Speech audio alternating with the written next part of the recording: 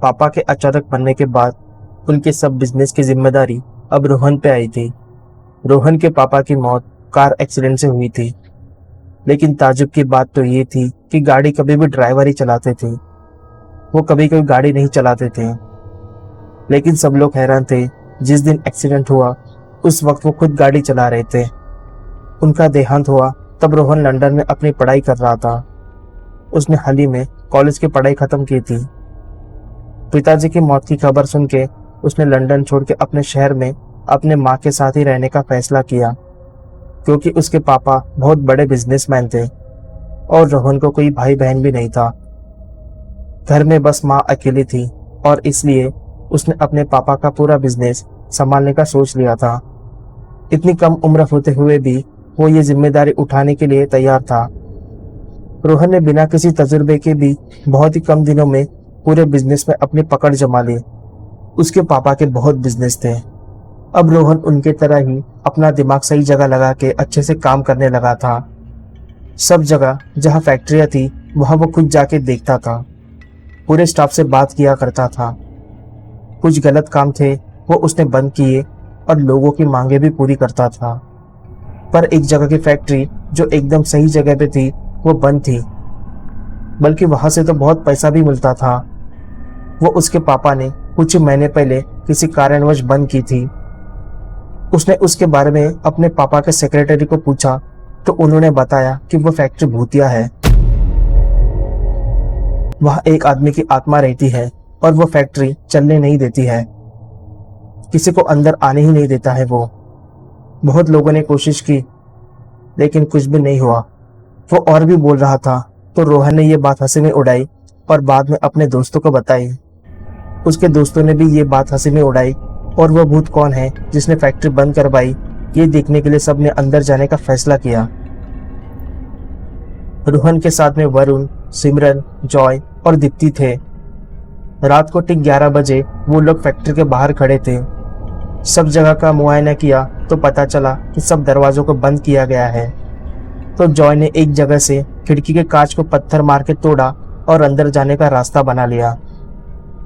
Joy को ऐसे भूत प्रेत आदि चीजों का बड़ा शौक था और उससे उल्टा वरुण था। उसको भूत प्रेतों से बहुत डर लगता था, लेकिन उसको इन सब लोगों ने जबरदस्ती अपने साथ लिया था। अंदर जाते ही बहुत अंधेरे की वजह से किसी को भी कुछ नहीं दिख रहा था। सभी ने अपने मोबाइल की बैटरी चालू की। दीप्ति ने कहा, ओए भूत सामने तो आ, और भूत का मजाक उड़ाया। वरुण बोला, दोस्तों अभी भी हमारे पास वक्त है, चलो यहाँ से वापस जाते हैं, मुझे बहुत डर लग रहा है। जॉय बोला, अबे फट्टू, हम है ना, चुपचाप साथ में चल वरना तुझे यही छोड़ देंगे। और सब हंसने लगे। बेचारा वरुण उनके साथ चलने लगा। जॉय सबसे आगे था और सब जगह की तलाशी ले रहा था। तभी सबसे पीछे चल रही दीप्ति का किसी ने पैर छू लिया, इसलिए वो जोर से चिल्लाई और बोली, गाइस मेरा पैर अभी किसी ने छुआ। तो जॉय बोला, अरे छुआ होगा किसी तुम्हारे ही आशिक ने, क्योंकि हर रोज तो किसी न किसी को मारती ही रहती हो अपनी इन अदाओं से। और सब जोर जोर से हंसने लगे और इस बात को नजरअंदाज करके फिर से फैक्ट्री तलाश करने लगे। थोड़ी देर बाद फिर से किसी ने दीप्ति का पैर छुआ, लेकिन इस बार उसने दोस्तों को बताया नहीं, क्योंकि वो फिर से हंसी उड़ाते और वो बहुत डर भी गई थी। कुछ देर बाद सब कुछ देखने के बाद जॉय बोला, अबे यार शायद उस सेक्रेटरी को किसी ने कुछ गलत बताया है। यहाँ पे तो ना भूत है ना ही किसी भूत का साया, साला इतनी अच्छी जगह को खामखा बंद करवाया। तभी दीप्ति का पैर फिर से किसी ने छुआ, लेकिन इस बार बहुत जोर से पकड़ा और उसको जोर से घसीटते हुए दूर लेके गया।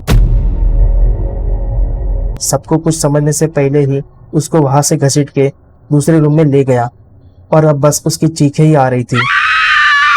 अब सबको डर लगने लगा और डरने के साथ साथ दीप्ति को आवाज देके सब कमरे में ढूंढ रहे थे। अचानक सबके मोबाइल की बैटरी बंद हुई और अब तो इतना सन्नाटा फैल गया था कि सबको अपने दिल की धड़कनें भी सुनाई दे रही थी। ठंड के मौसम में भी सबको पसीना आ रहा था। अंदर बस अब खिड़कियों से चांद की हल्की सी रोशनी आ रही थी। तभी अंदर की चीजें जैसे ऑयल के खाली डिब्बे, नट बोल्ट्स जैसी चीजें सब हिलने लगी। खिड़कियों के दरवाजे भी हिलने लगे। सबको सिमरन ने कहा, चलो इधर से बाहर जाते हैं और लोगों को बुलाकर दीप्ति को बचाते हैं। सब लोगों को ये बात सही लगी और सब बाहर जाने का रास्ता ढूंढने लगे, लेकिन सबकी कोशिश बेकार गई। किसी को भी बाहर जाने का रास्ता नहीं मिल रहा था और दरवाजे थे वो बाहर से बंद कर दिए गए थे। और उसी समय एक कमरे का दरवाजा खुला तो वहां पे एक लड़की पड़ी मिली। जॉय, वरुण, राहुल उसे देखने गए। उनको लगा कि दीप्ति होगी, लेकिन वो तो सिमरन थी। सब लोगों ने उसे उठाया, लेकिन सिमरन तो साथ में ही थी। अब सब लोग हैरान हो गए और इतने समय से जो सिमरन थी वो पीछे खड़ी थी। उसको देखने मुड़े तो वो वहां नहीं थी। सब लोग बहुत ज्यादा डर गए थे। ये सब क्या हो रहा है, उनके कुछ समझ नहीं आ रहा था। सिमरन को वरुण ने पूछा कि तू यहाँ कैसे आई और बेहोश कैसे हो गई? तो सिमरन बोली, जब हम लोग दीप्ति को ढूंढ रहे थे तभी मुझे भी किसी ने अंदर खींच लिया। किसी को कुछ समझ में नहीं आ रहा था और सब लोग दीप्ति को ढूंढने लगे। और तभी एक और कमरे का दरवाजा खुला तो कोई गिरा हुआ मिला। तो वो तो वरुण था। और अब तक का वरुण जो साथ में ही था, सब उसको देखने लगे। तो वो भागा और दीवार के अंदर गायब हो गया। क्या चल रहा था किसी को समझ नहीं आ रहा था। सब लोगों ने एक दूसरे के हाथों को पकड़कर चैन बना ली ताकि फिर से ऐसा कुछ ना हो। अब एक कमरे का दरवाजा खुला तो वहां दीप्ति बैठी थी। उसके पैरों से खून बह रहा था। उसको किसी ने बहुत जोर से खींचा था। सिमरन ने अपना स्कार्फ उसके पैरों को बांधा ताकि ज्यादा खून ना बह जाए। अब दीप्ति भी मिल गई थी तो सबको थोड़ा सुकून मिला और सब लोग मिलकर बाहर जाने का रास्ता या फिर कुछ मदद मिलती है ये देख रहे थे। तभी सामने से दो लोग आए।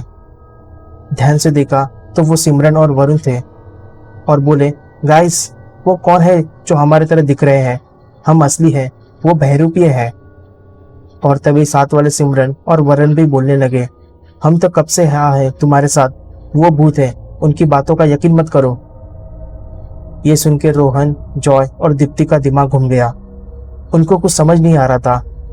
तभी रोहन ने कहा, अगर तुम सच्चे हो तो फिर मेरा फेसबुक का पासवर्ड बताओ। साथ वाले सिमरन और वरुण चुप बैठे और सामने वाले ने तुरंत बताया कि पासवर्ड है संगीता@68, जो कि उसके माँ का नाम और उसका जन्म वर्ष था। ये सुनते ही सब लोग साथ वाले सिमरन और वरुण को देखने लगे, क्योंकि ये पासवर्ड वरुण ने ही सेट करके दिया था। तभी बहरूपीय सिमरन और वरुण का रंग अचानक बदल गया और वो डरावने और गुस्से से देखने लगे। तो सब लोग वहां से भाग गए और उस कमरे में से बाहर जाकर दरवाजे को कड़ी लगाई। इतना सब हो गया तो सबके दिमाग सुन्न पड़ गए थे। सब लोग सुबह की राह देख रहे थे, लेकिन उसको अभी बहुत समय था और क्या क्या देखना बाकी था कुछ समझ नहीं आ रहा था। तभी एक दरवाजा खुला। उसमें से एक आदमी लालटेन लेके आया। उसके कपड़े पुराने और मैले थे। उसकी आंखें लाल और गुस्सेल थी। वो शांति से एक एक पैर आगे आ रहा था। सब लोग उसको देख के डर गए। उसने गहरी आवाज में पूछा, कौन हो तुम लोग? जॉय ने डरते डरते बोला, गलती से आए हैं यहाँ, फिर कभी नहीं आएंगे।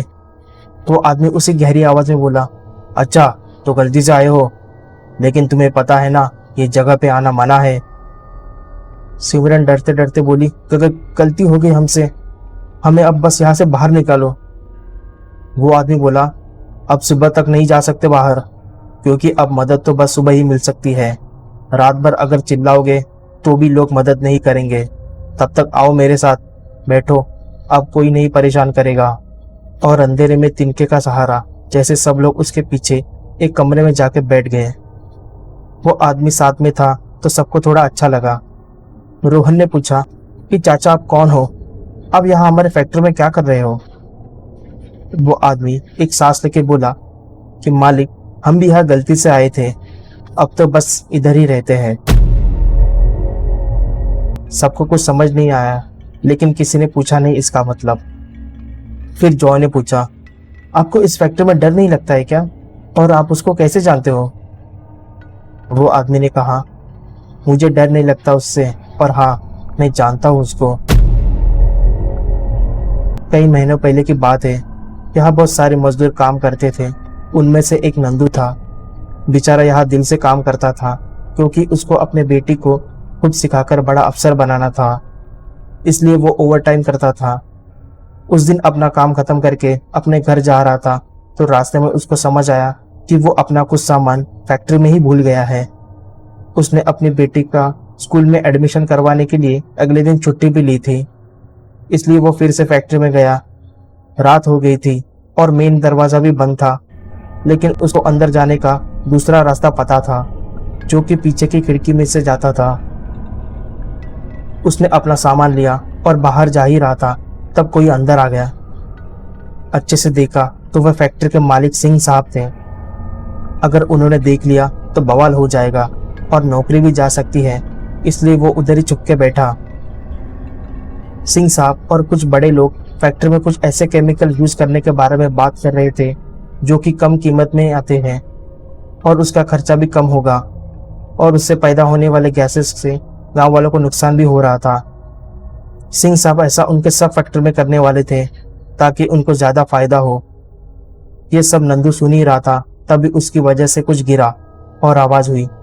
तो सिंह साहब ने नंदू को पकड़ा और उसने जो सुना वो किसी और को बताएगा, इस डर से उसको उधर ही मार डालने का हुक्म अपने बॉडीगार्ड को दिया। उन्होंने उसका गला दबा के उसे मार दिया और लोगों को दिखाने के लिए उसकी लाश को एक कमरे में ले जाके रस्सी से लटका दिया, और पुलिस की मदद से नंदू ने आत्महत्या की है ऐसा साबित किया। सब लोगों को भी ये दिखावा सच्चा लगा। बेचारे नंदू की बीवी का हाल न देखने लायक था। उसका नंदू के सिवाय कोई सहारा नहीं था। उसके बेटी का एडमिशन करके उसको बड़ा अफसर बनाने का नंदू का सपना टूट गया, और वो तब से फैक्ट्री में भूत बन के बैठा है। नंदू के आत्मा ने एक दिन सिंह साहब को खुद गाड़ी चलाने पे मजबूर करके उनके गाड़ी का ब्रेक फेल करके एक्सीडेंट करा दिया, और उनकी मौत उनकी गलती से हुई है ये साबित करके अपना बदला पूरा कर दिया। ये बोल के वो आदमी शांत बैठा। दीप्ति ने पूछा, आपको इतना सब कैसे पता बाबा?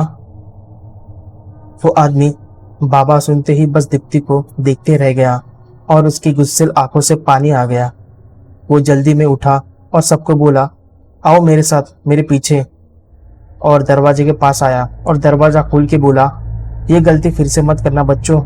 उस दिन अगर मेरी बेटी का एडमिशन बड़े स्कूल में कर पाता तो वो बड़ी अफसर बन पाती, लेकिन आज वो मजदूरी कर रही है और मेरा सपना भी सपना ही रह गया। फिर इस नरक में मत आना, जाओ तुम यहाँ से। जिसकी गलती थी वो तो चल बसा, लेकिन मेरा मकसद अभी भी पूरा नहीं हुआ है।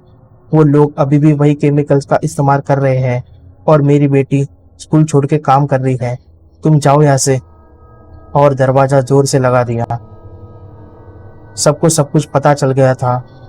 वो आदमी ही नंदू था और उसने उसका बदले का काम किया, पर दूसरे काम अभी भी अधूरे थे जो कि वो नहीं कर सकता था। पर अगले ही दिन रोहन ने नंदू के घर की जानकारी ली और उसके बेटी का एडमिशन अच्छे स्कूल में करा दिया। नंदू के बीवी को भी नंदू के जाने का मुआवजा दिया और उनकी जिंदगी अच्छी बनाई। और रही बात सस्ते और हानिकारक केमिकल की, तो वो सभी जगह की फैक्ट्री में से तुरंत बदलने का फैसला लिया। इसी तरह से रोहन ने वो भूतिया फैक्ट्री और नंदू की आत्मा को मुक्त करा दिया। अगर आपको स्टोरी पसंद आई है तो वीडियो को लाइक और शेयर करना ना भूलें। अगर आपके कोई सुझाव हो तो आप हमें कमेंट बॉक्स में बताएं। अगर आप इस चैनल पर नए हो तो चैनल को सब्सक्राइब करें और बेल आइकन दबाना ना भूलें, जिससे कि आपको हमारे नए वीडियो का नोटिफिकेशन मिल सके।